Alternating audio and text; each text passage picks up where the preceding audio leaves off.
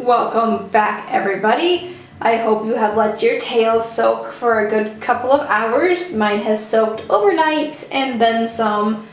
And now it is time to drain the tub. So I'm going to go ahead and do that. After your tub is all drained and all that water is gone, you want to turn on your shower head to like a medium warmish temperature. I just do something that would be warm enough to melt the coconut oil once again, because I'm sure there's still some in there. And I'm going to first kind of rinse the tub out, and then I'm going to pick up this part of my tail and I'm going to kind of shower out with the shower head. I don't know if you can see it or not, but I have my fluke leaning up against the side of the tub.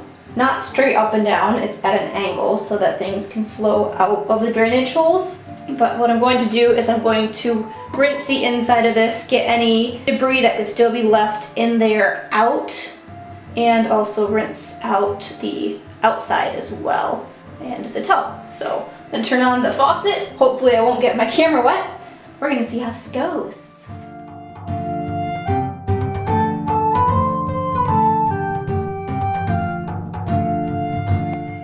Alright, once you've rinsed out the inside, I want you to put your silicone mermaid tail back in that tub and we're going to rinse off the outside. So I'm going to do that. Meet you back here in a second. I feel like he looks so much cleaner already. I just love it. Okay, what we're going to do next to clean your silicone mermaid tail is rinse out the outside, or I guess hose down the outside. Use a shower head again. You might want to make sure you have a bathtub and a shower head before you get a silicone mermaid tail. It'll come in handy. And I'm just doing this to wash off any vinegar water that's on there. It doesn't hurt to have it on there. It'll just dry and evaporate, but some dirt could have settled on your tail when the water drained. And we just washed our tails to get the dirt off of them. So we don't want that. Let's get this water, all right? Let's do this.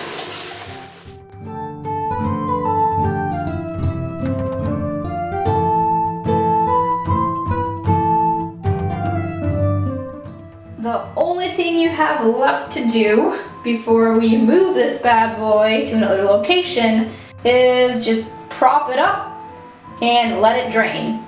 If you have a rack to store your tail on to drain it, that's ideal. I have a small house. There are 6 of us that live here, and a dog and 2 ferrets and a snake.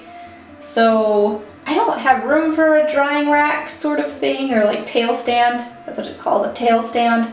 So I just do it a different way. So follow my technique if you'd like.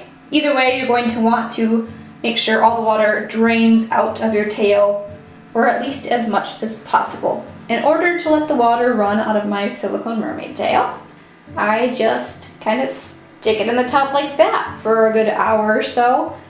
Sometimes I'll leave it overnight, but I don't really want to leave it in the tub for another night because my brother already complained all day about having to shower downstairs. So I'm going to let it dry like this for a couple of hours. Then I'm going to move it somewhere else to finish the drying process. Hey guys, welcome back. I'm going to finish up teaching you how to clean your silicone mermaid tail. I'm whispering because it's about 12:30 at night. I don't know if you can hear the crickets or not, but I don't want to wake anybody up. As you can see over there, the fluke of my tail is propped up.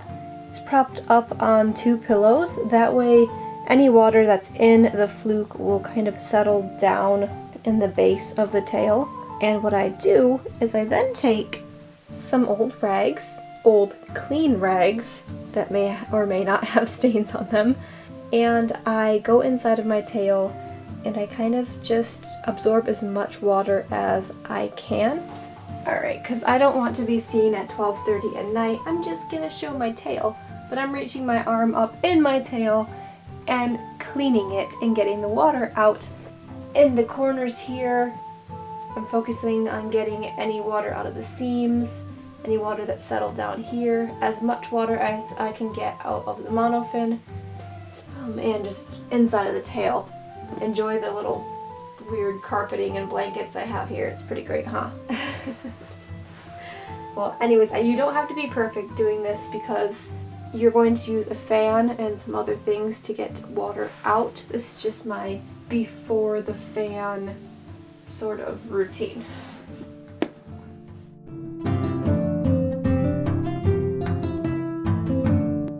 This usually involves me using quite a few rags, so I have a ton on hand. It can be easier to roll down your silicone mermaid tail in order to get to the fluke, so you can roll down this part here. But my tail is quite thick and the waist is smaller than the hips, so I don't like to roll it down whenever I can help it because I don't want to damage the tail, and I feel like that can create some stress on the seams. So I avoid rolling my tail down whenever I can, but I also don't want mold, so if my tail is really soaked, I will roll it down so that I can dry it a lot better. I'm going to go back in and try to get some more water out of here. I tend to get underneath the monofin and above the monofin, and again along the seams. If there are any little pockets in the seams, I try to just gently work my way in there and get any water out. So I'm going to go back and do that a little more.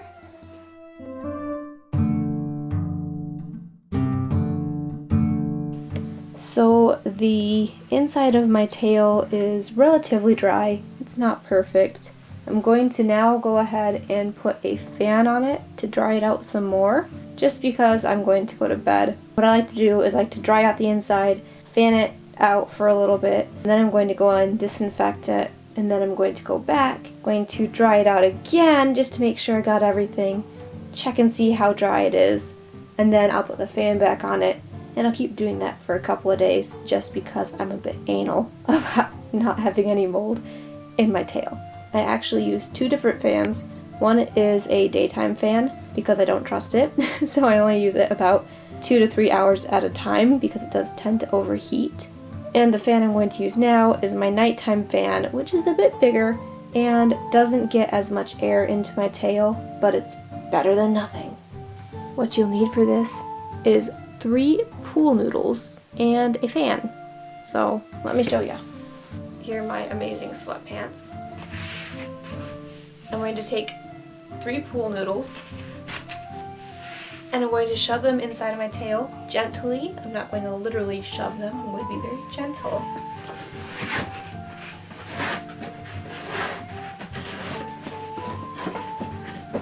I'm going to put 2 on the sides.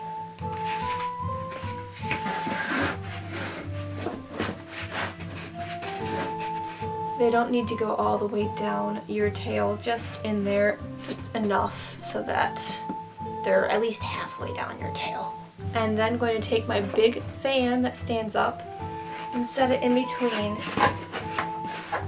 these 2 noodles. So I stuck the 2 pool noodles inside of my tail on the sides, and then I stuck my fan in between the 2 noodles. And I have a third noodle, which used to be a whole noodle but has been destroyed because I gave half of it to my brother for an art project. And I'm going to take that noodle, put it inside of my tail just a little bit in the center, and prop it up on this fan. So there's kind of like this tripod looking thing going on here. What I will do next is take this heavy duty blanket that has horses on it for some reason, but hey, it matches the color of my tail, and I'm going to set it over this little setup and create like a little tent over the fan. And then I'm gonna tuck Sparda in because he is so cute and he needs to go to bed too. I think we're both exhausted. I don't know if tails can be exhausted, but my silicone mermaid tail is exhausted. I can just feel it. We're both exhausted. Tuck your tail in. Make sure you have a nice fort for it. And make sure that your fan is kind of covered on the edges so as much air can be captured as possible and pushed towards your tail. You don't want to cover the whole entire fan because you don't want it to overheat. And then I'm going to turn my fan on, and the air will circulate through my tail at least slightly. It won't do as good of a job as my other fan, so I'm going to let this sit overnight with this big fan. Then I'll come down here, move my tail, work out, step back up, and show you the next couple of steps on how to clean your silicone mermaid tail. This has sat overnight. I'm gonna work out, so I have to move my tail, but I wanted to just show you what I do after this has dried out overnight. Take the blanket off, gonna toss it to the side because I work out down here, so I need the space. And I'm going to take the pool noodles out, turn the fan off.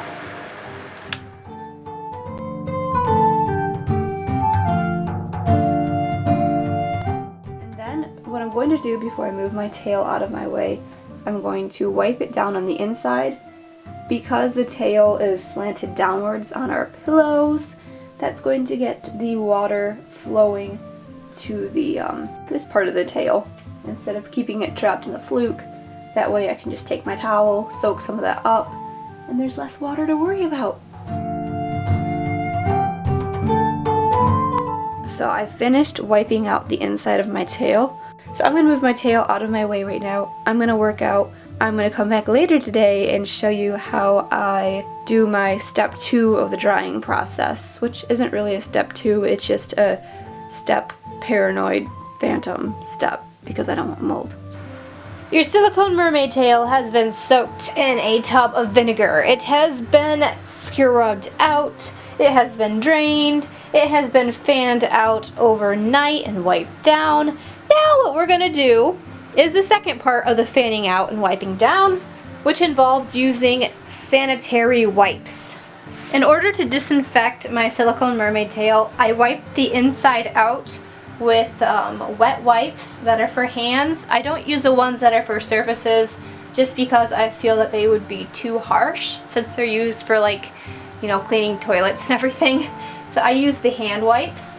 You can buy these at the grocery store, but I am going to link everything you need from the fans to the towels to the disinfectant wipes in the description box of this video and in the pinned comment section. I will also have a blog post too that will go into more detail about cleaning your mermaid tail, probably a bit shorter too if you want to check that out. So what I'm going to do is take these and wipe down the inside of my tail, and I'm going to focus a lot on the seams on the side of my tail and anything on the inside of my tail that's around, underneath, on top of my monofin, and just try to disinfect everything that I can. I only had to use one wipe for disinfecting my tail this time around. I'm going to do it again. You'll want to use more wipes if your tail went through a really mucky, nasty, disgusting lake or ocean swim or whatever. But I just needed one this time around. You can feel free to wipe down the outside of your tail too.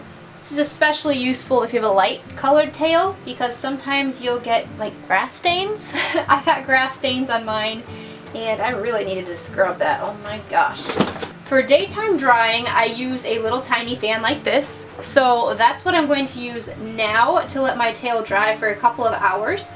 I don't use it at night because I do not trust this little fan. It overheats quite a bit. And if I'm home, I will let it run and then I can come down and check on it and see how it's doing. So I'm going to stick it inside of my tail. And then I'm going to take my container of wipes and shove it right here just to create a little bit of an opening so the fan doesn't overheat as much because it's so touchy. And I'm just going to turn my fan on and let my tail just do its thing for a couple of hours.